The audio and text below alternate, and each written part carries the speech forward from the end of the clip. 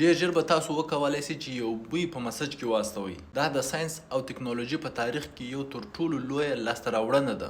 تر اوسه پورې فقط ممکنه وله چې مثلا عکسونه او ویډیو د انټرنیټ د لارې او یا هم د ټلیفون د لارې اواز واستئ. مونږ پس له دې به ممکن وي چې تاسو بوی هم په میسج کې یو چاته ور واستوئ.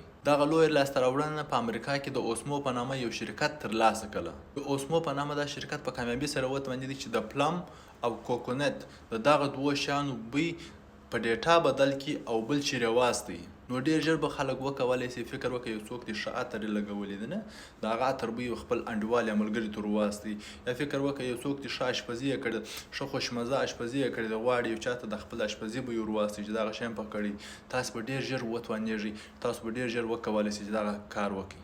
نو اوسمو شرکت به ډېر ژر پبلیک ډیمونسټریشن وکړي یعنې عام خلکو ته به اجازه ورکړي د دې ټکنالوژي امتحان کې په دې کې به دوی ټول و عام خاص خلکو ته اجازه ورکړي چې هر رقم ګل د دوی زړه وغواړي یا هر رقم میوه د دوی زړه وغواړي د هغه بوی د یوه ډیوایس څخه او بل ډیوایس ته انتقال کړي یا منتقل کړي. نو زما ستاسو څخه پوښتنه دا ده که چیرې دا ټکنالوژي ستاسو په موبایل ته راسي تاسې د څه شي بوی خپل انډیوال ته ور استوئ. په کمنټ کې راته ولیکئ، ویډیو سره شیر کړئ. تر بیا هم په پاک خدای سپارم.